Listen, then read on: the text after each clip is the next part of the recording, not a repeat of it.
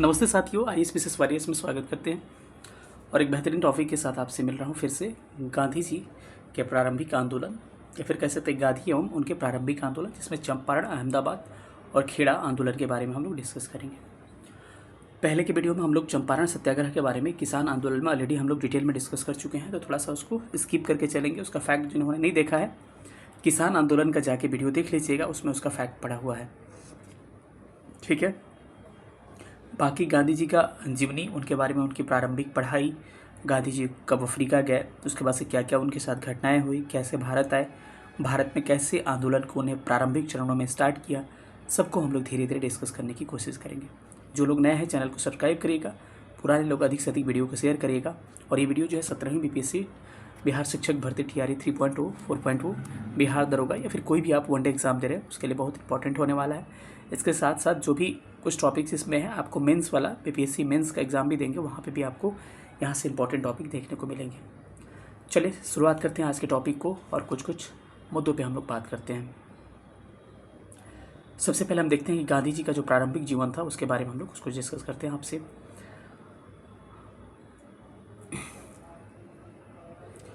देखिएगा कि गांधी जी का जो पूरा नाम था एक्चुअली क्या था, मोहनदास करमचंद गांधी गांधी जी का नाम था। इसके अलावा इनका जन्म जो था 2 अक्टूबर 1969 में गुजरात के पोरबंदर में हुआ था। इनके पिता का नाम करमचंद गांधी था और वे कहाँ के दीवान थे, पोरबंदर, राजकोट और वांकानेर के क्या थे, दीवान थे। ठीक है। इनकी माता का क्या नाम था, पुतली बाई इनकी माता का नाम था। इनकी पत्नी थी कस्तूरबा बाई, क्या थी इनकी, कस्तूरबा इनकी पत्नी का नाम था। और इनके राजनीतिक गुरु कौन थे, गोपाल कृष्ण गोखले क्या थे इनके राजनीतिक गुरु थे। क्या क्या देखना, मोहनदास करमचंद गांधी गांधी जी का नाम था। 2 अक्टूबर 1869 को इनका जन्म गुजरात के पोरबंदर में हुआ। इनके पिता का नाम करमचंद गांधी था। ये पोरबंदर, राजकोट और वांकानेर के दीवान थे। इनकी माता का नाम पुतली बाई था और इनकी पत्नी थी, उनका नाम कस्तूरबा था। इनके राजनीतिक गुरु गोपाल कृष्ण गोखले थे। इसके अलावा राजकोट तक इन्होंने क्या किया, आपको पढ़ाई किया, किसका, आपको हाई स्कूल तक पढ़ाई इन्होंने किया था, 10th क्लास तक। उसके बाद ये सवाल पूछा है बीपीएससी में कि ये आगे की पढ़ाई जो कॉलेज कहाँ से किए थे, श्यामल दास कॉलेज भावनगर में है, वहाँ से इन्होंने कॉलेज की पढ़ाई की थी। ये क्वेश्चन एग्जाम में पीसीएस में पूछा जा चुका है कि गांधी जी कहाँ पर कॉलेज में पढ़ाई की थी, तो श्यामल दास कॉलेज भावनगर यहाँ पे पढ़ाई की। इसके बाद से इंग्लैंड गांधी जी चले गए, वहाँ पे बैरिस्टर पास किए। ठीक है। उसके बाद से फिर से जब भारत आए तो क्या हुआ, गुजरात के एक व्यापारी था जिनका नाम था दादा अब्दुल्ला, इन्हीं का मुकदमा लड़ने के लिए 1893 में कहाँ चले गए थे, अफ्रीका चले गए थे।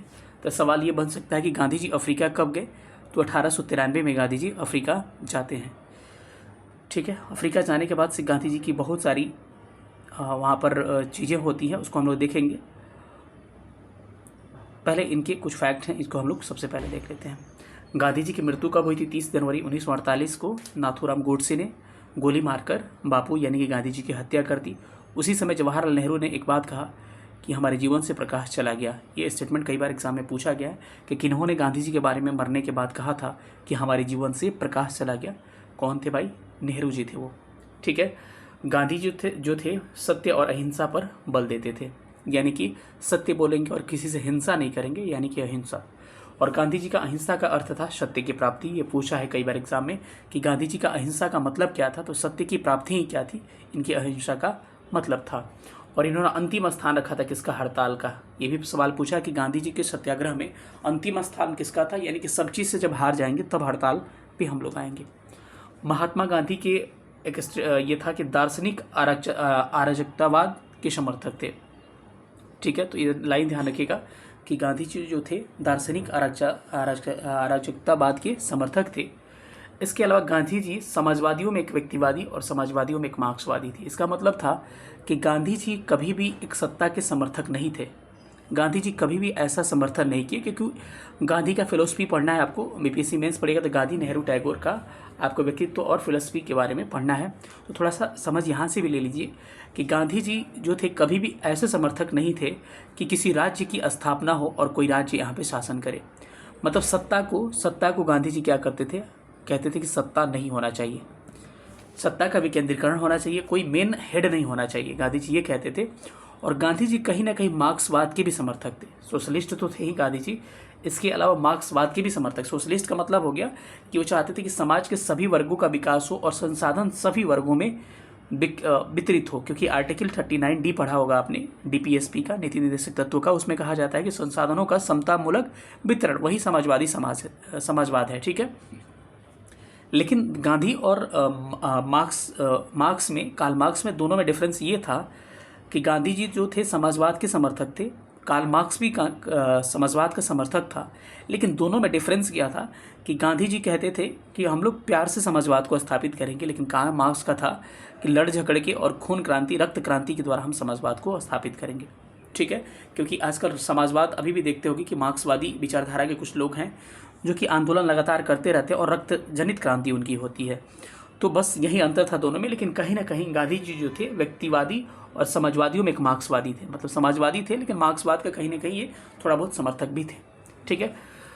गांधी जी कहते थे कि हिंसा का क्रूरतम रूप क्या है? गरीबी का स्थापना, यानी कि कोई गरीब है ये हिंसा नहीं है, लेकिन जिंदगी भर वो गरीब बना रह जाए, यानी कि गरीब उसको पकड़ा रह जाए गरीबी, तो क्या है? वो हिंसा का क्रूरतम रूप है, ठीक है। गांधी जी ने कहा था कि परिवार नियोजन यानी फैमिली प्लानिंग जो कहते हैं उसका सबसे अच्छा उपाय क्या है? Self control. आप बातें समझ रहे होंगे, आप तो मैच्योर्ड समझदार हैं कि सेल्फ कंट्रोल के द्वारा ही क्या कर सकते हैं हम लोग परिवार को नियोजित कर सकते हैं, यानी कि जनसंख्या बढ़ने को हम रोक सकते हैं सेल्फ नियंत्रण के द्वारा, यानी कि आत्म नियंत्रण के द्वारा। गांधी जी थे 3 लोगों से सबसे ज़्यादा प्रभावित थे, रस्किन, थोरो और टॉल्स्टॉय। तो पूछा जाता है कि गांधी जी के जीवन में किसका प्रभाव ज़्यादा था? तो रस्किन, थोरो और टॉल्स्टॉय से गांधी जी बहुत प्रभावित थे। और रस्किन की एक किताब थी अनटू द लास्ट, इससे गांधी जी बहुत ज़्यादा प्रभावित थे। तो सवाल ये पूछा जाता है कि गांधी जी किससे प्रभावित थे? तो रस्किन, थोरो और टॉल्स्टॉय से प्रभावित थे।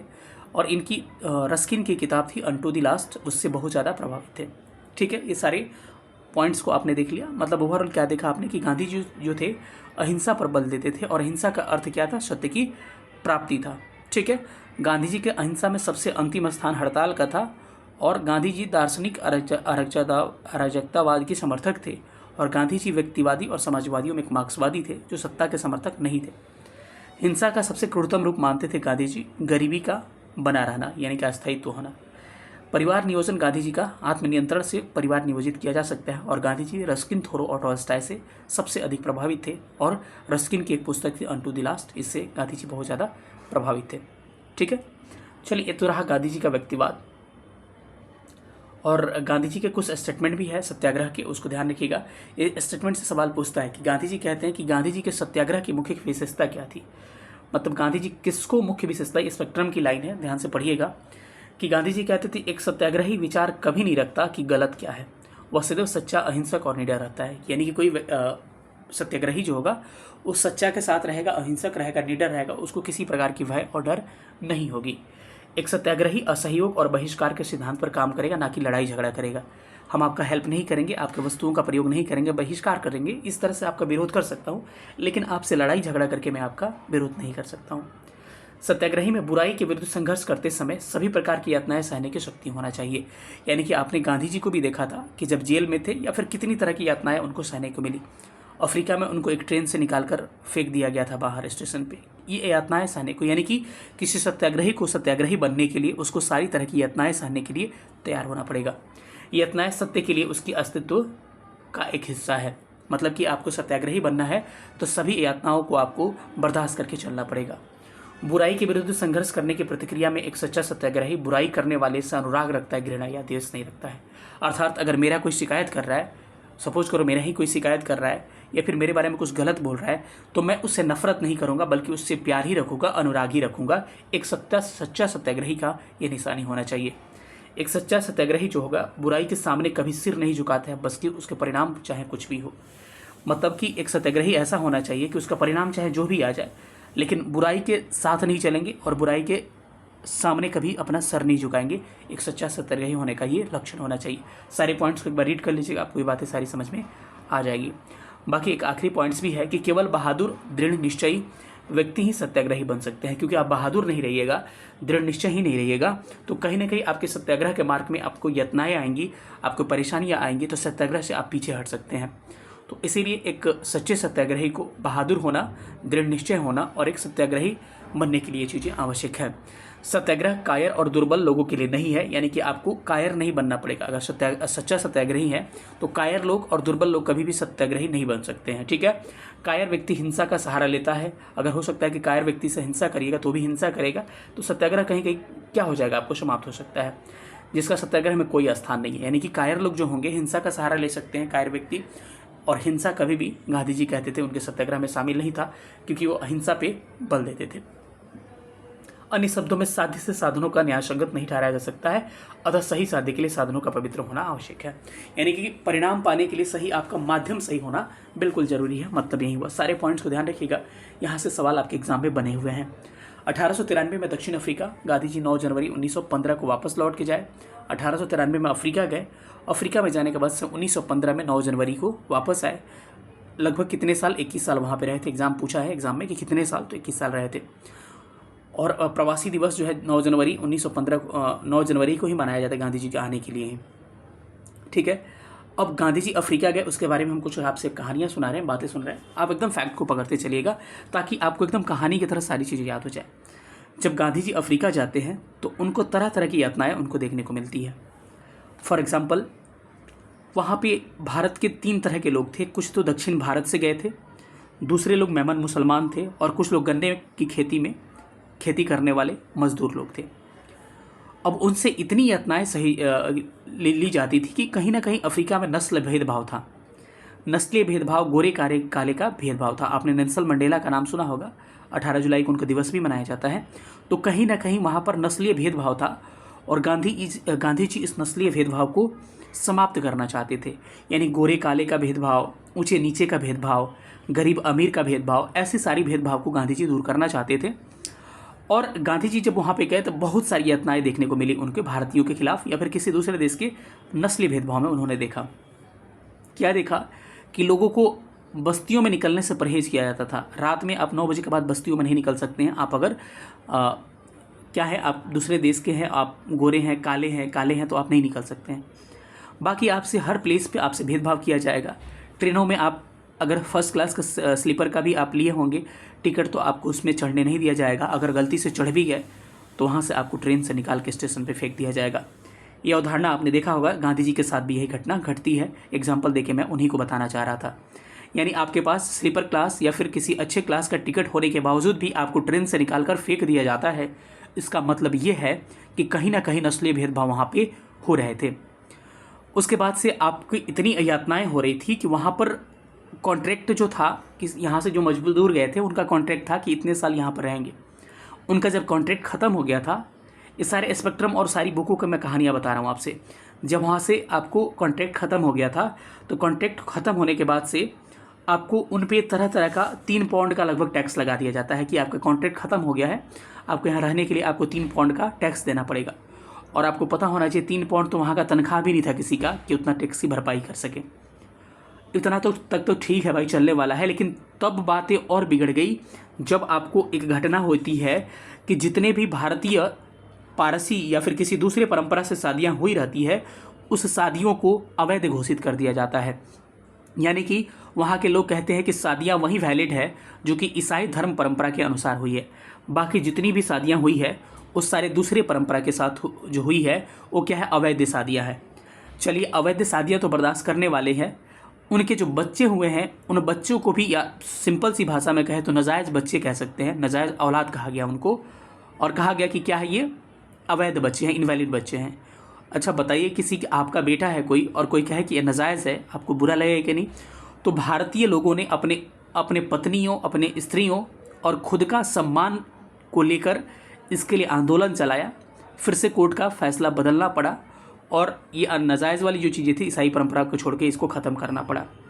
आप समझ सकते हैं कि इससे कि क्या दयनीय स्थिति भारत के मज़दूरों की वहाँ पे थी।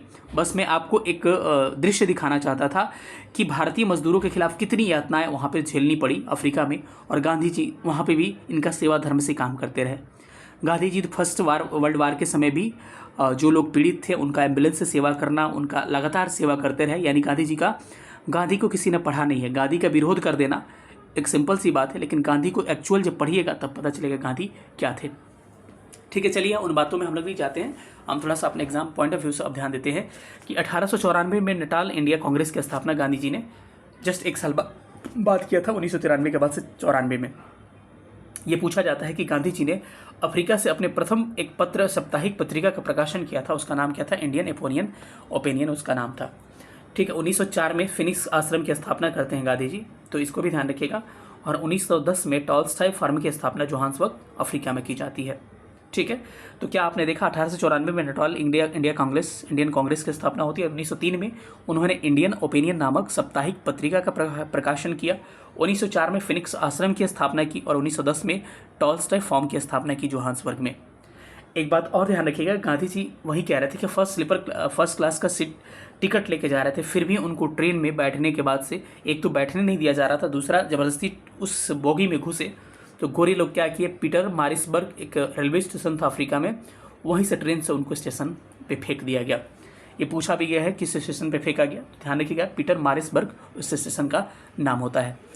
चलिए आगे चलते हैं। गांधी का ये प्रारंभिक जीवन रहा, गांधी जी ने वहाँ क्या क्या बिताया, उसके बाद से आते कि गांधी जी का भारत में जीवन कैसा बीता और वहाँ से आने के बाद से क्या क्या चीज़ें हुए। गांधी जी 1893 में गए, 21 सालों के बाद से 9 जनवरी 1915 में भारत आते हैं और 1915 में साबरमती आश्रम की स्थापना करते हैं। तो पूछा जाएगा कि साबरमती आश्रम की स्थापना कब की गई, तो ध्यान रखिएगा 1915 में की गई। गांधी जी कब आए वहाँ से? 9 जनवरी 1915 को आते हैं और उनको एक उपाधि से सम्मानित किया जाता है, उस उपाधि का नाम क्या है? कैसर हिंद। तो कहा जाएगा कि गांधी जी को ब्रिटिश सरकार द्वारा कब कैसर हिंद उपाधि से सम्मानित किया गया, तो 9 जनवरी 1915 को जब वहाँ से भारत लौट के आते हैं। चंपारण सत्याग्रह के समय रविंद्रनाथ टैगोर ने महात्मा की उपाधि दी गांधी जी को। तो सवाल पूछा जाता है कि गांधी जी को महात्मा की उपाधि कब दी गई, तो याद रखिएगा चंपारण सत्याग्रह के समय किसने दिया, तो ये भी ध्यान रखिएगा रविंद्रनाथ टैगोर ने दिया। गांधी जी ने उन्हें गुरुदेव कहकर पुकारना शुरू किया। तो पूछा जाएगा कि किसको, अब देखिए रविंद्रनाथ टैगोर उनको महात्मा की उपाधि देते हैं चंपारण सत्याग्रह 1917 में और गांधी जी उनको गुरुदेव करके पुकारते हैं।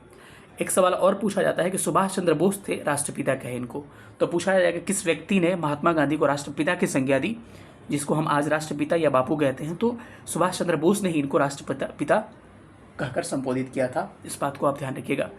गांधी जी के मरने पर हमारे जीवन से प्रकाश चला गया, स्टेटमेंट जवाहरलाल नेहरू ने कहा था। तो पूछा जाएगा कि गांधी जी के मरने पर किसने कहा था कि हमारे जीवन से प्रकाश चला गया, तो जवाहरलाल नेहरू ने ये बातें कही थी। स्वाधीनता आंदोलन के समय गांधी जी के करीबी मित्र का नाम क्या था? एंड्रूज था, जिनको दीनबंधु कहा जाता है। तो दीनबंधु एंड्रूज को कहा जाता है, लेकिन आपको कमेंट्स करके बताना है कि देशबंधु किसे कहा जाता है, इस पे एग्जाम में सवाल आए हुए हैं। गांधी जी ने प्रथम इंडियन नेशनल कांग्रेस यानी भारतीय राष्ट्रीय कांग्रेस के कलकत्ता अधिवेशन 1901 में प्रथम बार भाग लिया। ये नहीं कह रहे कि अध्यक्षता पहली बार कब किया था उन्होंने? आईएनसी की अध्यक्षता 1924 में बेलगांव में किया था। तो सवाल पूछेगा कि पहली बार किस अधिवेशन में कांग्रेस के भाग लिए गांधी जी? कहीं 1901 के कोलकाता अधिवेशन में भाग लेते हैं, लेकिन पहली बार आपको आईएनसी की अध्यक्षता कब करते हैं? 1924 में बेलगांव में इन्होंने अध्यक्षता की। तो इन सारे फैक्ट को ध्यान रखिएगा, यहाँ से एग्जाम में सवाल बनते हैं। अब कुछ फैक्ट्स यहाँ आपको मिलेंगे कि जमन लाल बजाज, इनका नाम याद रखिए, जमना लाल बजाज इनका नाम था। एक व्यापारी थे, बैंकर थे, कांग्रेसी थे, सामाजिक कार्यकर्ता थे और नोआखली में गांधी जी के सचिव भी थे। ये इंडियन नेशनल कांग्रेस के सचिव खजांची भी हुआ करते थे और 1930 में सविनय वगैरह के समय जेल भी गए। तो ये सारे सवाल इनके बारे में जमना लाल बजाज के बारे में पूछा गया है, तो सारी बातों को ध्यान रखिएगा। गांधी जी को किसने वन मैन बाउंड्री फोर्स कहकर संबोधित किया था? ये प्रश्न बड़ा इंपॉर्टेंट है कि माउंटबेटन जो था गांधी जी को क्या कहा था? वन मैन बाउंड्री फोर्स करके संबोधित किया था। मतलब कि आप सोच सकते हैं इसके बारे में कि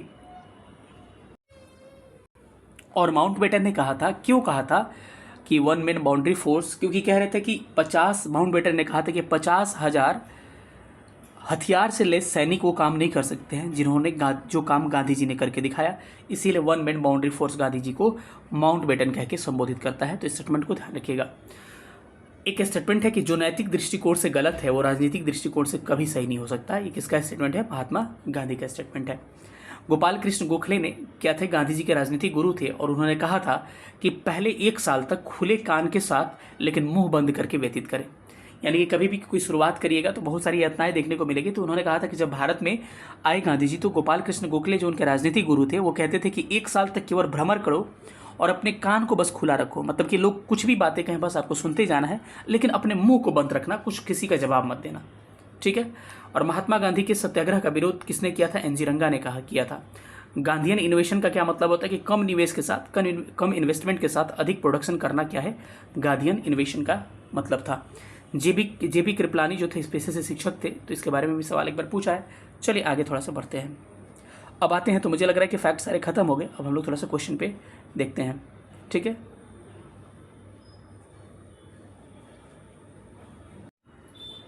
अभी कुछ थ्योरीज बाकी हैं इसमें, थोड़ा सा थ्योरीज को हम लोग देख लेते हैं, ठीक है। उसके बाद क्वेश्चन पे आएंगे। कह रहे कि गांधी जी के भारत में आंदोलन, कुछ आंदोलन हुए थे जहाँ से एग्जाम में लगातार सवाल बनते हैं, इसको थोड़ा सा देखते हैं। और मैं कह रहा हूँ कि इस आंदोलन को जानने के लिए आपको डिटेल में पहला आंदोलन को जानने के लिए डिटेल में आपको जाना पड़ेगा, किसान आंदोलन वाला वीडियो देखना पड़ेगा, जिसमें कि चंपारण सत्याग्रह को मैंने डिटेल में पढ़ाया है। फिर भी मैं चंपारण सत्याग्रह का एक स्टोरी बता रहा हूँ, स्टोरी को ध्यान से सुनिएगा। मुझे लग रहा है कि आज तक इस बारे में, लेकिन फैक्ट देखने के लिए उस वीडियो को देख लीजिएगा, उसमें चंपारण सत्याग्रह मैं डिटेल में बताया हूँ, जिसको मैं टॉपिक का नाम है भारत और बिहार में किसान आंदोलन। उसका पहला टॉपिक चंपारण सत्याग्रह ही था, ठीक है। अब इसकी कहानी समझिए। कई लोगों को लगता है ना कि इसकी कहानी जो है कुछ और समझते हैं सब लोग, ठीक है। लोग ये समझते हैं कि अंग्रेज, सबसे पहले तो सबको पता है कि 1917 में हुआ था चंपारण सत्याग्रह, और गांधी जी का पहला सत्याग्रह था। इस पर 3/20 जो खेत था उसमें नील की खेती करना था, और गांधी जी को बुलाए कौन थे? राजकुमार शुक्ल, जो कि मुरली भरावा गांव के थे।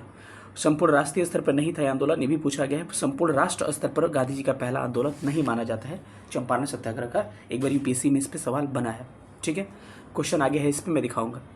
तो एक्चुअली जो था 3/20, मतलब कि 20 कट्ठा में 3 कट्ठा खेती जो था नील का करना था, ये अनुबंध था। ऐसा नहीं था कि चंपारण सत्याग्रह ही केवल इसका कारण था। मैं बता रहा हूँ एक्चुअली क्या था कि जो बागान मालिक थे अंग्रेज लोग, वो यहाँ के किसानों से अनुबंध किए थे, मतलब कॉन्ट्रैक्ट लिए थे, ठेका लिए थे कि 20 कट्ठा आपको खेती करनी है तो उसमें से 3 कट्ठा खेती नील का करना ही होगा।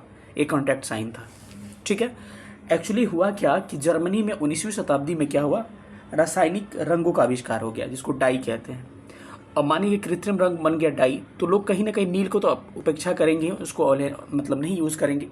तो जिसके कारण क्या था कि नील का प्रयोग क्या होने लगा, धीरे धीरे कम होने लगा, क्योंकि डाई का प्रयोग बढ़ने लगा, तो नील का प्रयोग क्या होने लगा, कम होने लगा। जिसके कारण खुद जो अंग्रेज बागान मालिक थे वो लोग खुद इससे निकलना चाह रहे थे कि हम नील की खेती उत्पादित नहीं करवाएं अपनी ज़मीन पे, और उसके कारण उनको एक मौका मिल गया। और किसान कॉन्ट्रैक्ट में जो शामिल हो चुके थे 3/20, इससे निकलने के लिए किसानों पे टैक्स लगा दिए कि अगर आपको इससे निकलना है, 3/20 खेती नहीं करना है, यानी 20 कट्ठा में 3 कट्ठा खेती नहीं करोगे नील का, तो उसके लिए हमको अलग से कर अदा करो। और ये कारण था चंपारण सत्याग्रह का। कमेंट करके बताइएगा क्या ये रियल मुद्दा किसी को पता था? एक्चुअल चंपारण सत्याग्रह का कारण ये था। कई लोग ये समझते हैं कि ज़बरदस्ती कहा जा रहा था कि 3 कट्ठा पे खेती करो, ठीक है। मैंने जो फैक्ट बताया ये फैक्ट एक्चुअल है, इसको थोड़ा सा ध्यान से रखिएगा। इसके बारे में बताया था, चंपारण एग्रीगेरियन कमेटी बना था, रिपोर्ट इसका मतलब आया था बिल नवंबर 1917 में, फिर पास हुआ था 4 मार्च 1918 में। ऑलरेडी बता चुका हूँ। किसान आंदोलन जो चंपारण सत्याग्रह था, कौन कौन नेता शामिल थे, सारा नेता का भी नाम पिछले वीडियो में लिखवा चुका हूँ। राजेंद्र प्रसाद थे, गांधी जी थे, ब्रजकिशोर थे, मजरूल हक थे, महादेव देसाई थे, नरहरि पारिक थे, जेबी कृपलानी थे, सबका मैं नाम ऑलरेडी, अनुग्रह नारायण सिंह, सबका मैं ऑलरेडी नाम सबका मैं पिछले वीडियो में लिखवा चुका हूँ। और इससे रिलेटेड जो बिहार में कब गांधी जी आए, बिहार से रिलेटेड क्या क्या मुद्दा था, सब पिछले वीडियो में दिखवा चुका हूँ। तो आप क्या करिए कि इसका पहला वीडियो किसान आंदोलन देखिएगा, उसमें डिटेल में इसके बारे में मैं बताया हूँ, ठीक है। अब आते हैं आपको अगला जो सत्याग्रह, इसके बारे में हम लोग बात करते हैं, जिसको कहते हैं कि अहमदाबाद मिल हड़ताल। सबसे पहले आपको अरेंज करने के लिए आ जाता है कि चंपारण, अहमदाबाद और खेड़ा। याद रखिएगा, पहले ख वाला, फिर आ वाला आ जाएगा, और फिर ख। यही क्या होगा, इसका रेंज होगा कि और ख, मतलब कि पहले क वाला, फिर क वाला लास्ट में, और बीच में आ वाला आ जाएगा। क्योंकि अहमदाबाद और खेड़ा दोनों 1918 में हुआ था, लेकिन ये वाला खेड़ा जो था मार्च में हुआ था 1918 में, लेकिन अहमदाबाद वाला फरवरी मार्च 1918 में। तो इसको पहले अरेंज करिएगा, जब भी सजाने के लिए आएगा, क्वेश्चन आएगा, दिखा दूंगा। इसका मुद्दा क्या था मैं बता रहा हूँ। बोनस जो मिलता है कंपनी में, उसको लेके क्या था, इसका प्लेग बोनस को लेके क्या था, विवाद था। ये भारत में प्रथम भूख हड़ताल माना जाता है। कारखाने के औद्योगिक मजदूर ये किए थे, और मिल मजदूरों एवं मिल मालिकों के बीच प्लेग बोनस को लेकर विवाद था, ठीक है। तो कहानी पहले सुन लीजिए। कहानी इसका ये था कि मिल मजदूर और जो मालिक थे मिल के, उनके बीच विवाद ये था कि मिल मजदूर जो लेबर लोग थे वो कहते थे हमको 50% बोनस चाहिए, और मिल मजदूर कहते थे कि हम 20% आपको बोनस देंगे। ठीक है, गांधी जी बीच में आए, बोले कि कुछ मत मांगो भाई, तुम बीच वाला मांग लो, और उसके बाद से कहानी खत्म हो जाएगा।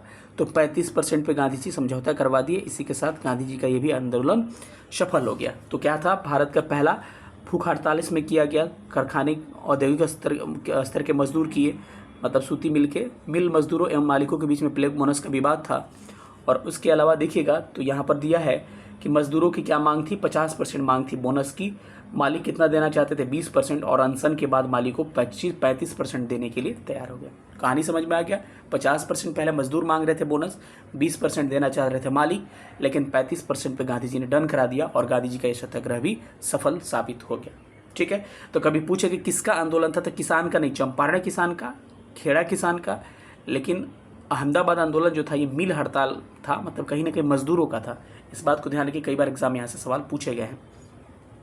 खेड़ा सत्याग्रह क्या था, इसकी भी कहानी बता रहा हूँ कि गुजरात का एक जिला था खेड़ा, उसमें क्या था कि अकाल के कारण फसल बर्बाद हो चुके थे। फसल बर्बाद एक मतलब एक तरीका है, या फिर कहें तो एक एग्रीमेंट था पहले का, कि किसी भी आपका अगर खेत में आप अपना फसल उत्पादित करते हो, अगर 1/4 से कम फसल होता है आपके खेत में, मतलब सपोज करें जहाँ पे 100 kg होता था 1 क्विंटल, वहाँ पर अगर 25 kg से कम होता है, 1/4 से कम होता है, तो कहीं ना कहीं पूरा राजस्व माफ़ कर दिया जाएगा। पूरा लगान कहे तो, पूरा कर कहे तो माफ़ कर दिया जाएगा। उस हिसाब से खेड़ा में भी लगान माफ़ होना चाहिए था, लेकिन यहाँ पर खेड़ा में लगान को माफ़ नहीं किया जाता है, जिसके कारण ये आंदोलन सामने आता है। तो पहली बात कि किसका आंदोलन था भाई, किसान लोगों का आंदोलन था। किसान गुजरात के खेड़ा जिले में फसल नष्ट हो जाने के कारण लगान स्थगित करना चाहते थे, लेकिन सरकार तैयार नहीं थी। अंत में 1 वर्ष का कर माफ़ किया गया, आगामी वर्षों के करों में कमी की गई। लास्ट में गांधी जी जब आए तो क्या हुआ, कर माफ़ भी किया गया और कर के दरों में आगे के वर्षों में कमी भी किया गया। और इसमें कई युवा वकील थे जो गांव का दौरा किए थे खेड़ा का, वल्लभ भाई पटेल, विठल भाई पटेल और इंदुलाल याग्निक, इनका नाम आप ध्यान रख सकते हैं। ठीक है, तो यही रहा क्या आपका खेड़ा चंपारण। तो इसका क्रम कभी पूछे तो याद रखिए, चंपारण पहले होगा, उसके बाद से अहमदाबाद होगा, देन खेड़ा होगा। चलिए क्वेश्चन पे आते हैं। क्वेश्चन में मज़ा आएगा हम लोग, और क्वेश्चन बहुत ही ज़्यादा है, 50+ क्वेश्चन होंगे और बहुत ही मज़ेदार क्वेश्चन होंगे। क्वेश्चन को ज़्यादा एक्सप्लेन नहीं करूँगा, रीज़न ये है कि ऑलरेडी क्वेश्चन को मैं एक्सप्लेन इतना थ्योरीज में कर चुका हूँ कि अगर थ्योरीज नहीं कराया होता तो क्वेश्चन में एक्सप्लेन करता। सवाल क्या है कि महात्मा गांधी द्वारा दक्षिण अफ्रीका में प्रकाशित पहला समाचार पत्र का नाम क्या था। क्या था, इंडियन ओपिनियन था, जो गांधी जी 1903 में प्रकाशित किए थे। आपको कमेंट करके बताना है कि गांधी जी का जो जीवनी है, वो गांधी जी का जीवनी का नाम क्या है, उसको किस लैंग्वेज में, किस भाषा में लिखा गया। ऑलरेडी मैं पत्र पत्रिका में पढ़ा चुका हूँ, सवाल मैं वही करता हूँ जो पहले मैं पढ़ा चुका हूँ। फिर से लीडर को जानिएगा, कमेंट करके बताइएगा कि लीडर किसका था भाई। मदन मोहन मालवीय का क्या था, लीडर था। ठीक है, और द पायनियर भी बताइएगा किसका था, और नेशनल हेराल्ड था, इसको भी कमेंट करके आपको बताना है कि नेशनल हेराल्ड किसका था और द पायनियर किसका पत्रिका थी, आपको कमेंट करके बताना है। निम्न में से किस कॉलेज में गांधी जी ने पढ़ाई किया था। तो आपको पता है कि गांधी जी राजकोट में मैट्रिक तक पढ़ाई किए, उसके बाद से कॉलेज में जब गए सामलदास कॉलेज भावनगर में पढ़ाई किए, और उसके बाद से इंग्लैंड में चले गए बैरिस्टर की पढ़ाई करने। तो ऑप्शन ए क्या हो जाएगा, इसका सही उत्तर हो जाएगा। निम्न में से गांधी जी के राम राज्य के युगल सिद्धांत क्या थे। तो इनका युगल सिद्धांत ये था कि सत्य और अहिंसा पर चलना ही क्या था, गांधी जी का युगल सिद्धांत था। तो ऑप्शन क्या हो जाएगा, बी इसका सही उत्तर हो जाएगा। ठीक है, गांधी जी के संदर्भ में निम्न में से कौन सा कथन सही है। बिना मार्क्सवादी के मार्क्सवाद। ठीक है, क्या यह स्टेटमेंट सही है। दूसरा स्टेटमेंट कह रहा है कि बिना समाजवाद के समाजवादी, बिना व्यक्तिवाद के व्यक्तिवादी। ये सारे स्टेटमेंट गलत हैं आपके। तो मैंने आपको लिखवाया था कि गांधी जी समाजवादियों में व्यक्तिवादी थे और समाजवादियों में एक मार्क्सवादी थे। यानी कि समाजवाद थे, ये चाहते थे कि समाजवाद का स्थापना हो, धनों का समतामूलक वितरण हो, लेकिन कहीं ना कहीं उसमें मार्क्सवाद का भी प्रभाव इनमें था। तो ऑप्शन इसका डी करेक्ट होने वाला है। गांधी जी सत्याग्रह रणनीति में निम्नलिखित में से किससे सबसे अंतिम स्थान देते थे। तो गांधी जी कहते थे कि सबसे अंत में स्थान हम किसका देंगे, हड़ताल का देंगे। तो ऑप्शन क्या हो जाएगा इसका, डी बिल्कुल करेक्ट आंसर हो जाएगा। ठीक है, गांधी जी के सिद्धांत के अनुसार निम्न में से कौन सा कथन सही नहीं है। ऑप्शन ए है कि सत्याग्रही का उद्देश्य है शत्रु को पराजित करना। तो देखिए सत्याग्रही का कभी उद्देश्य ये ना, मैंने स्टेटमेंट जो लिखवाया था स्पेक्ट्रम का उसी से प्रश्न ये पूछा था आपको। कब पूछा है मैं बता दूं, यूपीपीसी लोअर मेंस 2013 में ये सवाल पूछा गया है। गांधी जी के सिद्धांत के अनुसार सत्याग्रही का उद्देश्य शत्रु को पराजित करना। सत्याग्रही का उद्देश्य शत्रु को पराजित करना नहीं बल्कि हृदय परिवर्तन करना है, यानी कि किसी का हृदय परिवर्तित करके, जैसे उंगली माल का हृदय परिवर्तित हुआ था वैसे ही किसी का हृदय परिवर्तित करके उसको चेंज करना है, ना कि हराना किसी सत्याग्रही का मकसद है अपने सामने वाले को। सत्याग्रही का शस्त्र क्या है, अहिंसा है, बिल्कुल सही है। सत्याग्रही को अपने संकल्प में दृढ़ विश्वास होना चाहिए, बिल्कुल सही है। सत्याग्रही को विरोधियों के प्रति द्वेष भाव नहीं रखना चाहिए बल्कि अनुराग रखना चाहिए, यही स्टेटमेंट सही है। तो इसका करेक्ट आंसर क्या हो जाएगा मेरे भाई, option A is right answer, यानी कि इनकरेक्ट ऑप्शन ये होगा। गांधी जी के अनुसार हिंसा का क्रूरतम रूप क्या है, अगर गरीबी लगातार बनी रहेगी वही क्या है, हिंसा का क्रूरतम रूप है, तो ऑप्शन इसका ए सही होने वाला है। महात्मा गांधी दक्षिण अफ्रीका से भारत कब लौटे, तो आपको पता होना चाहिए वर्ष 1915 में लौटे। कब गए थे, 1893 में गए थे, और कहा जाता है कि लगभग 9 जनवरी 1915 को लौटते हैं। उस समय इनका 21 साल तक वहाँ पे रहे थे। ये सवाल पूछा है। दक्षिण अफ्रीका के किस रेलवे स्टेशन पर गांधी जी को ट्रेन से फेंक दिया गया था, उस रेलवे स्टेशन का नाम था पीटर मारिसबर्ग रेलवे स्टेशन पर इनको ट्रेन से फेंक दिया गया था। रीज़न मैं ऑलरेडी बता चुका हूँ कि एक बार ट्रेन में प्रथम श्रेणी का पास होते हुए भी उन्हें सामान्य बोगी में स्थानांतरित किया गया, जिसका उन्होंने प्रतिरोध किया। मतलब कि उनका प्रथम श्रेणी का पास था लेकिन उनको कहा गया जाइए जनरल बोगी में चले जाइए, लेकिन उन्होंने उसका विरोध किया, जिसके फलस्वरूप उनको ट्रेन से नीचे फेंक दिया जाता है स्टेशन पे। आप समझ सकते हैं कि कितना क्रूरतम रूप है। ठीक है। महात्मा गांधी ने निम्नलिखित भारतीय राष्ट्रीय कांग्रेस के अधिवेशनों में से किसमें सर्वप्रथम भाग लिया था, तो भाग लिया था कब, 1901 के कोलकाता अधिवेशन में, लेकिन इन्होंने अध्यक्षता की थी 1924 के बेलगांव अधिवेशन में, तो इसको भी आप ध्यान रख सकते हैं। ठीक है। एम.के. गांधी ने निम्नलिखित में से भारतीय राष्ट्रीय कांग्रेस के अधिवेशनों में से किसका सर्वप्रथम भाग लिया था, तो प्रश्न रिपीट हो चुका है तो इसका थोड़ा सा चेंज कर लीजिए। भारत के स्वतंत्रता आंदोलन के दौरान महात्मा गांधी द्वारा स्थापित साबरमती आश्रम जो है किसके बाहर स्थित है, तो अहमदाबाद में क्या था हमारा, साबरमती आश्रम था। तो अहमदाबाद इज करेक्ट आंसर। और इसको साबरमती जो था वहाँ स्थानांतरित किया गया कब, 17 जून 1917 को। ठीक है, तो इसको ध्यान रखिएगा, यहाँ से सवाल पूछता है। साबरमती आश्रम की स्थापना 1915 में की गई थी, इस बात को भी आपको ध्यान रखना है। ठीक है। महात्मा गांधी के राजनीतिक गुरु क्या थे, आपको गोपाल कृष्ण गोखले थे। इन्होंने कहा था कि 1 वर्ष तक आपको खुले कान रखना है लेकिन अपने मुंह को बंद रखना है, तो ऑप्शन क्या हो जाएगा आपका D correct answer. Servant society of India 1905 में गोपाल कृष्ण गोखले ही के द्वारा ही स्थापित की जाती है। ठीक है। तो बाकी ऑप्शंस को भी आप डिटेल इसलिए नहीं कर रहा हूँ क्योंकि वीडियो लंबा हो जाएगा, ऑलरेडी थ्योरी वाला सेशन चल रहा है। गांधी जी ने राजनीति का जो प्रतिमान प्रस्तुत किया निम्न में से कौन सी उसमें विशेषता नहीं थी, नैतिकता भी था, धर्म भी था, मानवता भी था, लेकिन सत्ता को गांधी जी बल नहीं देते थे कि सत्ता नहीं होना चाहिए बल्कि सत्ता सबको हस्तांतरित होना चाहिए। अगले क्वेश्चन पर आते हैं। निम्नलिखित में से किसने सत्याग्रह शब्द को गढ़ा था, तो महात्मा गांधी ने ही सत्याग्रह शब्द को गढ़ा था, तो ऑप्शन क्या हो जाएगा, बी करेक्ट हो जाएगा। निम्नलिखित में से मोहनदास करमचंद गांधी किसके लिए सर्वाधिक जाने थे, भारतीय स्वतंत्रता को प्राप्त करने के लिए, निष्क्रिय विरोध के लिए, तो ये तो करेक्ट आंसर हो जाएगा। एक इस्लामी राष्ट्र स्थापित करने की इच्छा के लिए, बिल्कुल गलत है। हिंदुओं द्वारा राजनीतिक कार्यालय करने का विरोध, बिल्कुल गलत है। ब्रिटिश राज को समाप्त करने के कि हिंसा को प्रोत्साहित, हिंसा नहीं समाप्त करना था लेकिन हिंसा सर, ऑप्शन इसका ए करेक्ट हो जाएगा।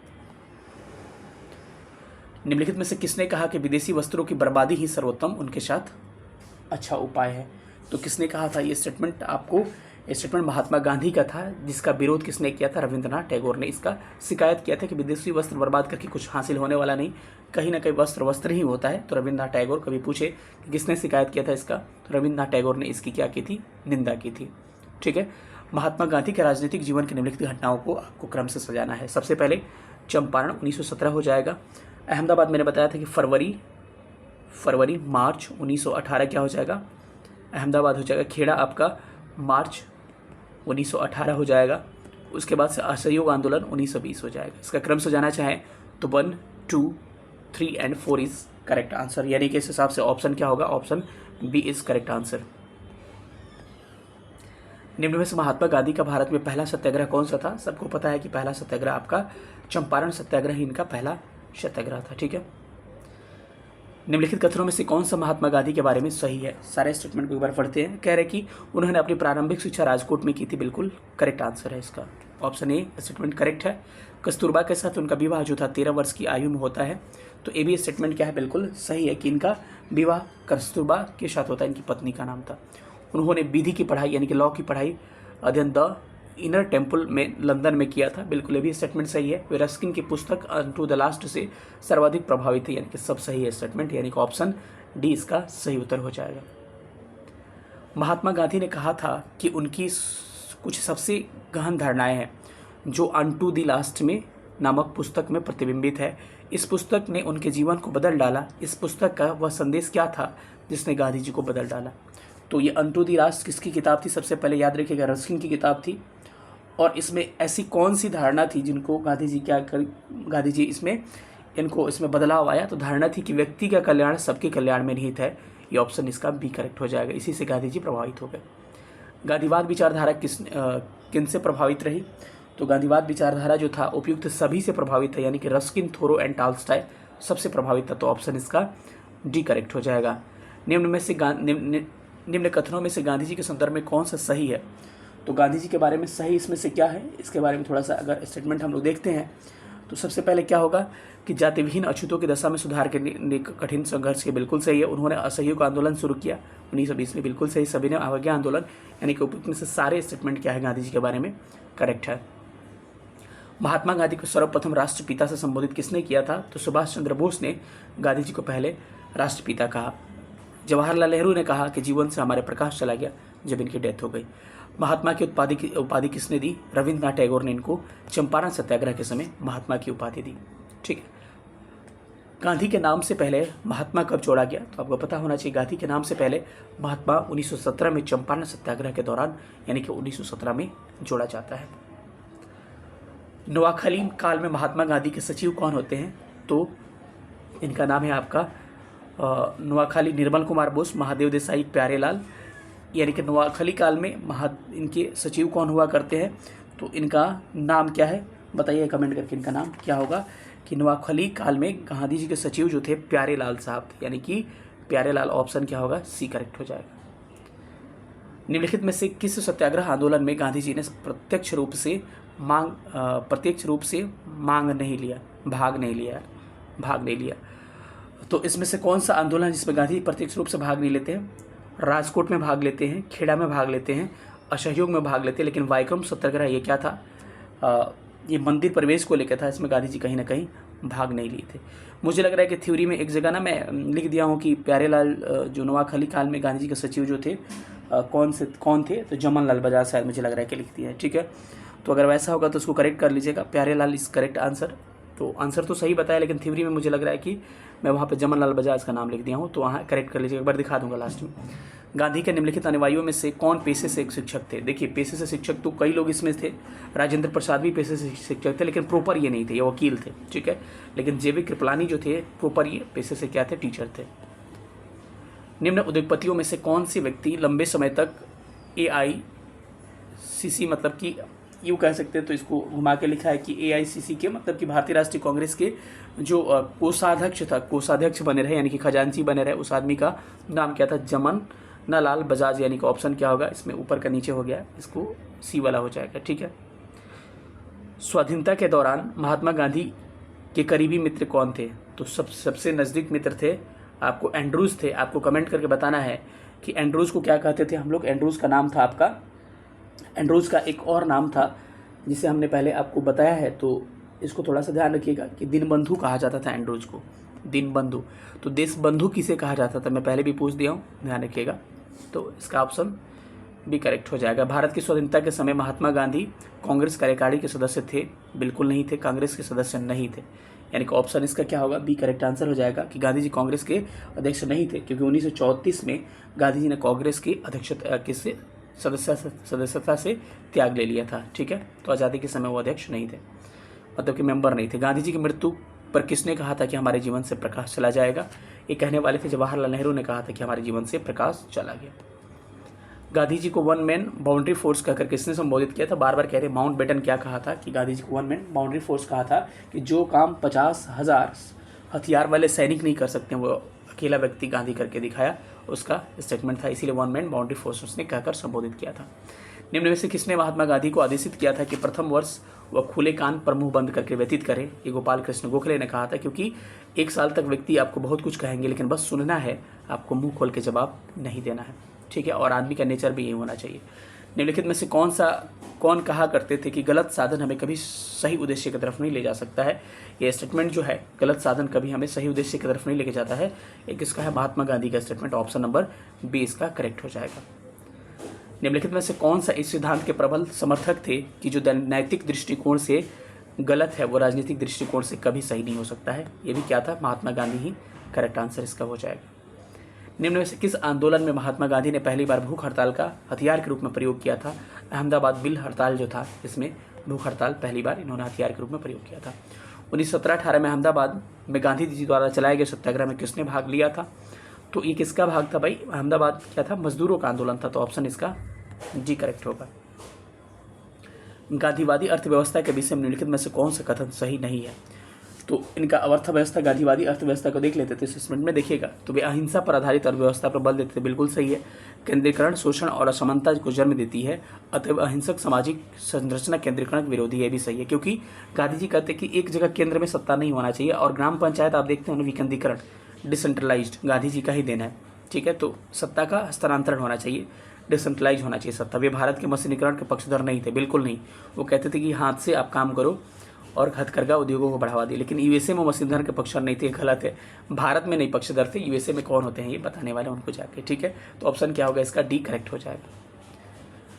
एम के गांधी के अनुसार अब अस्पृश्यता को सामाजिक आर्थिक सुधार संपन्न किया जा सकता है, कि मतलब कि छुआछूत ये कहते हैं कि छुआछूत को सामाजिक आर्थिक सुधार संपन्न किया जा सकता है। तो इस क्या होगा? उनके लिए कुटीर उद्योग की स्थापना करके, मतलब वो अपने हाथ से बनाएंगे कुछ कुछ चीज़ें, तो धीरे धीरे छुआछूत खत्म होगी और वो स्वावलंबन भी होंगे, सेल्फ डिपेंडेंट भी होंगे। तो ऑप्शन डी करेक्ट होगा। गांधीयन इन्वेशन का क्या मतलब था? कम निवेश के साथ अधिक उत्पादन क्या है गांधी इन्वेशन का मतलब था। कौन सी घटना सबसे पहले होती है? खेड़ा 1918 में होता है, असहयोग 1920 में होता है, सविनय अवज्ञा 1930 में होता है, असहयोग 1920 में होता है और चंपारण 1917 में होता है। तो सबसे पहले की घटना क्या हो गई? चंपारण सत्याग्रह। इसका क्या होगा? बिल्कुल करेक्ट आंसर हो जाएगा। तो इसका ऑप्शन नंबर डी करेक्ट होगा। किसने यूरोपीय नील बगान मालिकों द्वारा किसानों के शोषण की तरफ गांधी जी का ध्यान आकर्षित कराया था? तो सब कोई जानते हैं, राजकुमार शुक्ल। इसको ऑलरेडी हम लोग पहले भी पढ़ चुके हैं, ठीक है। गांधी जी ने भारत में पहली बार सत्याग्रह आंदोलन बिहार में कहाँ प्रारंभ किया था? तो वो जिला चंपारण था। 1917 में चंपारण सत्याग्रह किया था, ठीक है।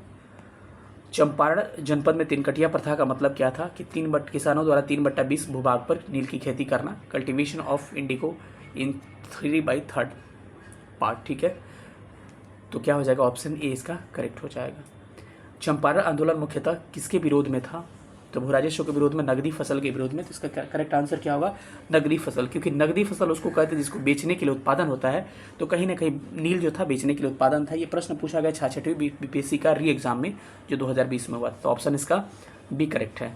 चंपारण आंदोलन से कौन से संबंधित नहीं था? राजेंद्र प्रसाद भी थे, और इसमें आप देखिएगा इन नेताओं का नाम, तो राजेंद्र प्रसाद भी थे। इसके अलावा आपको अनुग्रह नारायण सिंह थे, जेपी कृपलानी भी थे, लेकिन जयप्रकाश का संबंध इससे नहीं था। 1942 के भारत छोड़ो आंदोलन से संबंधित थे, ठीक है। निम्नलिखित में से कौन सा एक चंपारण सत्याग्रह का सबसे महत्वपूर्ण पहलू था? तो चलिए इस पहलू को देखते हैं, ये क्या महत्वपूर्ण पहलू था। राष्ट्रीय आंदोलन में अखिल भारतीय स्तर पर अधिवक्ताओं, विद्यार्थियों और महिलाओं ने सक्रिय रूप से भाग लिया। मुख्य पहलू ये नहीं था, ठीक है। राष्ट्रीय आंदोलन में भारत के दलित और आदिवासी लोग भाग लिए, ये भी मुख्य पहलू है। तो भारत के राष्ट्रीय आंदोलन में किसान असंतोष सम्मिलित हुए, रोपण फसलों तथा वाणिज्यिक फसलों की खेती में भारी गिरावट आई।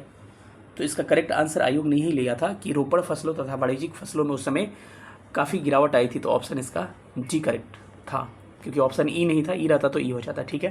निम्नलिखित कथनों में से कौन सा चंपारण सत्याग्रह के बारे में सही नहीं है? तो इसमें से कौन सा स्टेटमेंट सही नहीं है? इसको पढ़ के एक बार देखिएगा। तो यह किसानों से जुड़ा था, बिल्कुल सही है। इसने तिनकटिया प्रथा प्रचलित थी, बिल्कुल सही है। राजेंद्र प्रसाद, जेबी कृपलानी, महात्मा गांधी इसके नेता थे, ये भी सही है। प्रथम जन आंदोलन था जिसे महात्मा गांधी संपूर्ण भारत के स्तर पर किए थे। मैं बार बार कहता हूँ कि ये प्रथम जन आंदोलन नहीं था जिसको महात्मा गांधी ने भारतीय स्तर पर किया था, बल्कि रॉलेट सत्याग्रह 1919 में हुआ था। एक राष्ट्रीय स्तर पर महात्मा गांधी का पहला आंदोलन माना जाता है। तो ऑप्शन इसका डी करेक्ट हो जाएगा। महात्मा गांधी के चंपारण सत्याग्रह का किसने विरोध किया था? तो आपको पता है कि एनजी रंगा ने क्या किया था? चंपारण सत्याग्रह का एनजी रंगा ने विरोध किया था। तो ऑप्शन क्या होगा इसका? बी इसका करेक्ट हो जाएगा। ठीक है। खेड़ा के किसानों के पक्ष में महात्मा गांधी के सत्याग्रह संगठित करने का कारण क्या था? अकाल पड़ने के बावजूद प्रशासन के भू राजस्व में कमी। ये आईएएस में पूछा गया 2011 में सवाल। ठीक है, कि अकाल पड़ने के बावजूद प्रशासन में भू राजस्व की उगाही नहीं स्थगित नहीं करना, यानी कि कर लेता रहना, यही कारण था। प्रशासन का यह प्रस्ताव था कि गुजरात में अस्थायी बंदोबस्त, बिल्कुल नहीं था। ऑप्शन इसका केवल एक ही क्या होगा? सही होगा। तो option A is correct answer. इस बात को आप ध्यान रखना। इस स्टेटमेंट को करेक्ट करवाने के लिए मैं कह रहा था कि ये स्टेटमेंट गलत हो चुका है। जहाँ गलत होगा मैं आप पहले ही कह दूंगा। नोआखाली काल में गांधी जी के सचिव थे कौन? जमन लाल नहीं थे, बल्कि क्या थे? प्यारे लाल थे। प्यारे लाल, इसको करेक्ट कर लीजिए। क्वेश्चन में मैं बता चुका हूँ, प्यारे लाल यहाँ पर होगा। तो ठीक है, मुझे लग रहा है कि सबको सेशन अच्छा लग रहा होगा और अच्छा लगा भी होगा। फिर मिलेंगे किसी अगले वीडियो में। और अधिक से अधिक प्यार दीजिए, क्योंकि आपका प्यार ही सब कुछ है। इतना मेहनत करता हूँ मैं, तो कहीं ना कहीं कुछ तो हमें हासिल होना चाहिए। आपसे कुछ डिमांड नहीं करता हूँ, क्योंकि हालांकि मैं कह रहा हूँ कि इस चीज़ के लिए मुझे बहुत सारे ये इधर उधर चीज़ें करनी पड़ती है, लेकिन फिर भी मैं कहता हूँ कि वीडियो लगातार बनाते रहेंगे और बनाते रहेंगे भी। ठीक है, आपका साथ हम नहीं छोड़ेंगे, आप बस भरोसा रखिए। ठीक है, उम्मीद करते हैं कि हो सकता है कि हिस्ट्री का एक वीडियो आए, हिस्ट्री का, और उसके बाद से 3-4 दिन हिस्ट्री हो सकता है तो होल्ड रहेगा। उसके बाद से ज्योग्राफी का मैं सोच रहा हूँ कि 3-4 वीडियो अपलोड करूँ लगातार। उसके बाद से फिर हम लोग हिस्ट्री को कंटिन्यू करेंगे। ठीक है, बताइएगा क्लास कैसा लगा। सब लोग अच्छे से देखते रहिएगा। जिन्होंने पीछे का वीडियो नहीं देखा है उसको देखिएगा और अधिक से अधिक प्यार दीजिएगा। फिर मिलेंगे किसी अगले वीडियो में, तब तक अपना ख्याल रखिएगा। सेशन देखने थैंक यू सो मच। और सब लोग लाइक करिए दबा के, देखते कितना आप हमसे प्यार करते हैं। Thank you so much. जय हिंद।